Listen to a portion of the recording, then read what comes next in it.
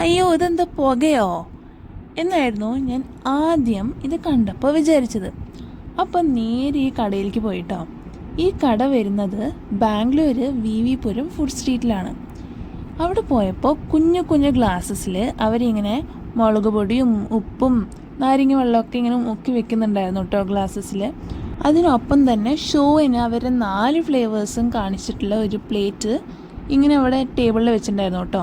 അവർക്ക് വരുന്ന flavours guava, mango, jamun and lemon ആണ്. ഈ എല്ലാ ജ്യൂസസിൻ്റെയും വില 50 റുപ്പീസാണ് കേട്ടോ വരുന്നത്.